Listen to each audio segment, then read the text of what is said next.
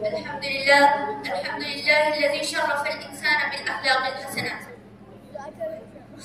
والصلاة والسلام على نبينا محمد صلى الله عليه وسلم الذي بعث ليتمم مكارم الأخلاق الحسنة وعلى آله وأصحابه البررة. أما بعد، وقال الله تعالى: إنك لعلى خلق عظيم. صدر محترم، معزز جج صاحبان، محترم اساتذہ اکرام اور عزیز ساتھیوں، السلام علیکم ورحمۃ اللہ وبرکاتہ۔ آج کے ثقافتی اجلاس میں میرا موضوع گفتگو ہے اخلاق انسان کی اصل پہچان۔ صدر محترم، انسانی فطرت ہے کہ وہ اپنی پہچان صرف سانسوں سے نہیں بلکہ اپنے رویوں سے بناتا ہے۔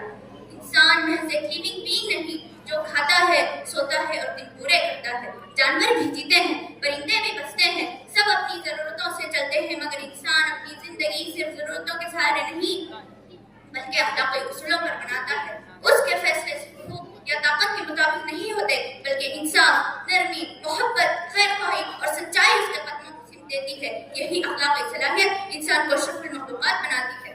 انسان جانتا ہے کہ دوسروں کے ساتھ اچھا برتاؤ محض فائدے کے لیے نہیں بلکہ اس کی فطری ضرورت ہے، اور کسی کو دی گئی تکلیف جسم سے پہلے روح کو زخمی کرتی ہے۔ محترم حاضرین، اخلاق کیا ہے؟ اخلاق نفس کے اندر موجود ایک راسخ کیفیت ہے جس سے اعمال ملا کر صادر ہوتے ہیں۔ اخلاق صرف سجاوٹ نہیں بلکہ انسان کی فطرت کا مرکز ہے۔ یہ وہ بنیاد ہے جس پر ساری انسانیت کھڑی ہے، اور وہ روشنی ہے جو اس کے لہجے کو نرم، فیصلوں کو منصفانہ اور رویے کو باوقار بنا دیتی ہے۔ اسی لیے کہا جاتا ہے کہ انسان کی اصل پہچان اس کا چہرہ نہیں، اس کے اخلاق ہے۔ اگر اخلاق کمزور ہو جائے تو انسان زندہ تو رہتا ہے مگر انسان نہیں رہتا۔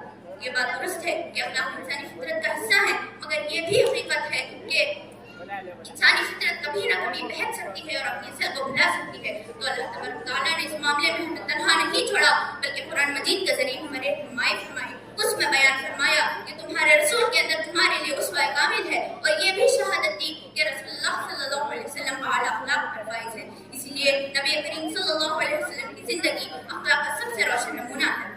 آپ کی سیرت کے ہر واقعے میں اخلاق کی خوشبو ہے۔ طائف کا واقعہ دیکھ لیجیے، پتھر برسائے گئے، جسم لہولہان ہوا، مگر آپ نے بد دعا نہیں کی بلکہ ان کے لیے ہدایت کی دعا کی۔ فتح مکہ کا منظر دیکھیں، وہ لوگ جو برسوں تک دشمن رہے آج سر جھکائے کھڑے تھے، مگر آپ نے فرمایا جاؤ۔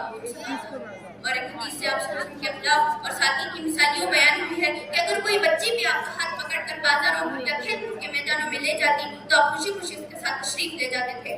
یہ محض واقعات نہیں بلکہ اخلاق کی زندہ تفسیر ہے۔ یہ ہمیں بتاتے ہیں کہ اخلاق رد عمل کا نام نہیں، کردار کا نام ہے۔ محترم حاضرین، اگر انسان کے پاس اخلاق نہ ہو تو زندگی ادھوری رہ جاتی ہے، عبادت کا حسن ختم ہو جاتا ہے، تعلقات بکھر جاتے ہیں اور گھروں سے سکون اٹھ جاتا ہے۔ اسی لیے نبی کریم صلی اللہ علیہ وسلم نے فرمایا کہ قیامت کے دن اعمال میں سب سے بھاری چیز اچھے اخلاق ہوں گے۔ آج کے اس مادی دور میں جہاں نفسا نفسی کا عالم ہے، مقابلہ بڑھ گیا ہے، دل تھک چکے ہیں اور تعلقات کمزور ہو چکے ہیں، وہاں اخلاق کی ضرورت پہلے سے کہیں زیادہ بڑھ گئی ہے۔ مگر افسوس، آج اخلاق و کردار ہر جگہ ناپید ہوتے جا رہے ہیں۔ زندگی کے تقریباً ہر میدان میں اخلاق کی قدریں مان پڑ چکی ہیں۔ آج لوگ صرف باتیں نہیں سنتے، وہ ہمارا برتاؤ دیکھتے ہیں۔ لوگ دلیلوں سے قائل نہیں ہوتے، وہ کردار سے متاثر ہوتے ہیں، اس لیے کہ اخلاق ہی وہ آکسیجن ہے جو انسانیت کو تازگی بخشتی ہے۔ ضرورت اس بات کی ہے کہ ہم اپنے اخلاق کو بہتر بنائیں، اپنے کردار کو سنواریں، اور ہم میں سے ہر شخص اپنا جائزہ لے۔ ہم خود سے سوال کریں، کیا ہماری زبان لوگوں کے لیے مرہم ہے یا زخم؟ کیا ہماری شخصیت دوسروں کے لیے آسانی ہے یا بوجھ؟ کیا ہم وہ مسلمان ہیں جنہیں دیکھ کر اسلام یاد آتا ہے یا وہ جنہیں دیکھ کر دلوں میں فاصلے بڑھ جاتے ہیں؟ آج لوگ صرف باتیں نہیں سنتے، وہ ہمارا برتاؤ دیکھتے ہیں۔ لوگ دلیلوں سے قائل نہیں ہوتے، وہ کردار سے متاثر ہوتے ہیں۔ آخر میں اللہ تعالیٰ سے دعا ہے کہ اللہ تعالیٰ ہمیں بہترین اخلاق عطا فرمائے، ہمیں نبی کریم صلی اللہ علیہ وسلم کے اخلاق کا وارث بنائے اور ہمیں انسانیت کے لیے رحمت بنا دے۔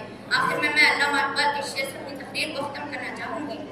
اس کی امیدیں قلیل، اس کے مقاصد جلیل، اس کی امیدیں قلیل، اس کے مقاصد جلیل، اس کی ادا دل فریب، اس کی نگاہ دل نواز۔ نرم دم گفتگو، گرم دم جستجو، رزم ہو یا بزم ہو، پاک دل و پاک بال۔